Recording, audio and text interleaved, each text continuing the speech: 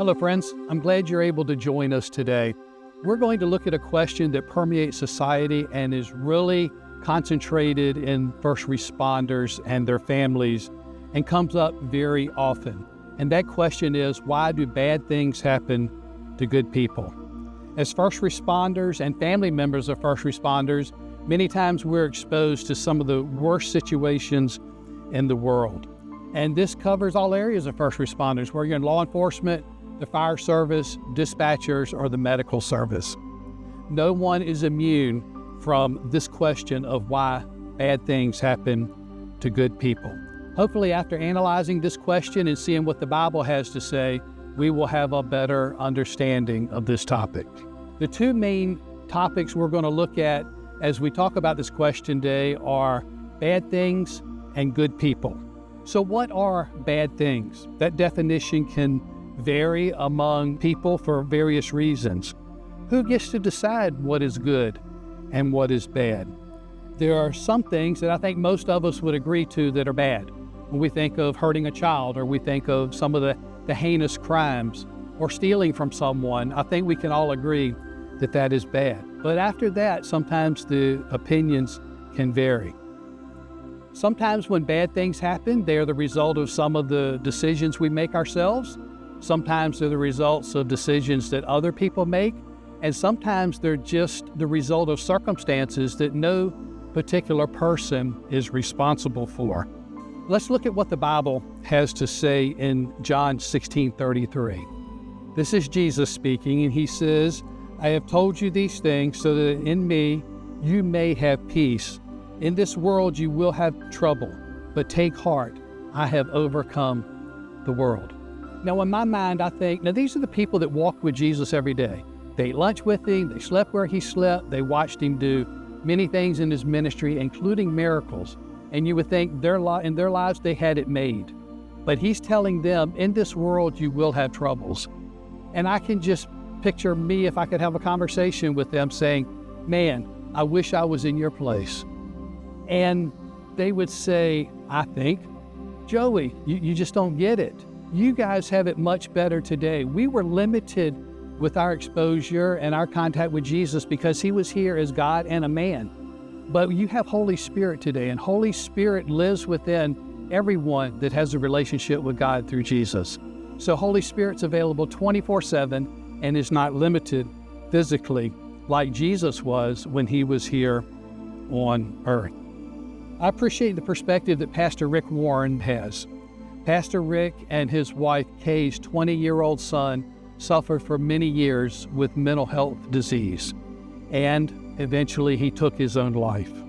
Pastor Rick wrote numerous books, has impacted many people, been in the White House with numerous presidents, and if we're not careful, we can say Pastor Rick Warren had it all going for him. But this is just a great example of something tragic that happened to someone who had committed their life to living for Jesus.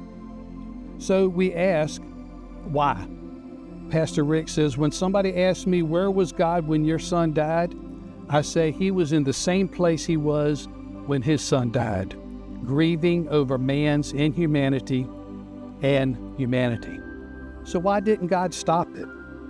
God could stop all the evil in the world just like that, but it would mean taking away our freedom to choose, or our freedom of choice. And that's something that God has given us.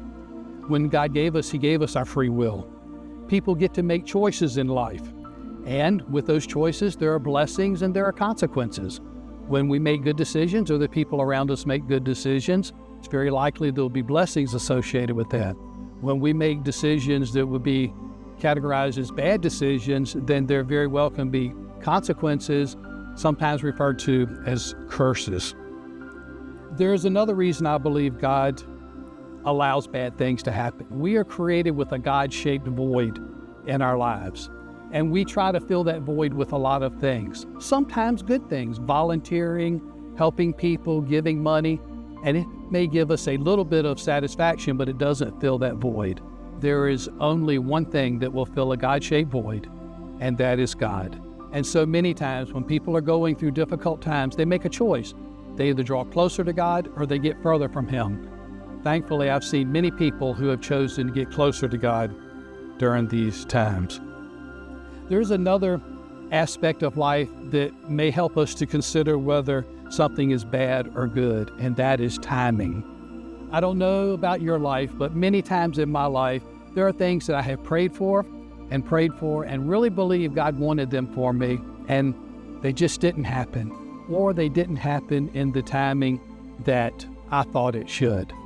But hindsight is 20/20, and as we look back, many times we can see that God's timing is always perfect. And then there are times when his answer to the prayer has been no. And I don't know if you're familiar with the Garth Brooks song, but a line in it says, "Thank God for unanswered prayers." There are numerous times in my life when not only am I glad the timing was different, but that God didn't answer prayers at all in a positive way. So the next thing we're going to look at, now that we've looked at what are bad things, is who are good people. Again, opinions vary when considering this question, just as it was with determining what is considered a bad thing. There can be differing opinions about what constitutes a good person or a bad person. Sometimes we think somebody that does something bad is a bad person, or somebody that does something good is a good person. But that's not what the Bible tells us, and we do use the Bible as our standard. In Romans 3:10, the Bible tells us there is no one who always does what is right, not even one. There's no such thing as a perfect person.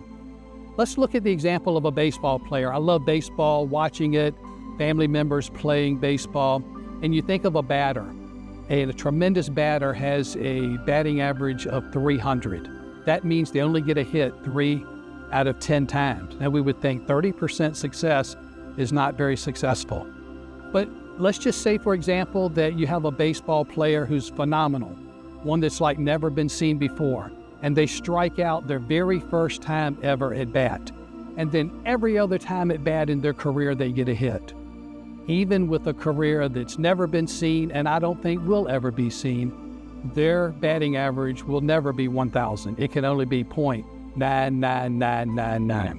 So none of us are totally perfect.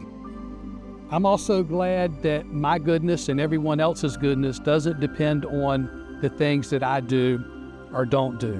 I'm here to tell you that our goodness is only rooted in a relationship with Jesus Christ. And I encourage you to accept what Jesus did for you and did for me. Not only will this secure our eternity in heaven, Jesus will be with you every day through the Holy Spirit here on earth, and the peace he mentioned in John 16:33 will be available to us in everything that we walk through. So in closing, let's recap a little bit what we talked about today. Bad things happen in this world. By the nature of our profession, first responders and the families of first responders experience an inordinate amount of bad things. Bad things happen that we may consider to people that we may consider good people or bad people. Jesus promises to be with us in all times, the good and the bad. Jesus offers us peace even in difficult times. We have freedom to make decisions, and we are impacted by our own decisions, the decisions of others, and things that just happen by circumstance. Our goodness is rooted in Jesus, and it is what he has done for us and not what we have done for ourselves. It is my hope that with what we've examined today, you have a better understanding of that question that many of us ask: why do bad things happen to good people? May God bless you.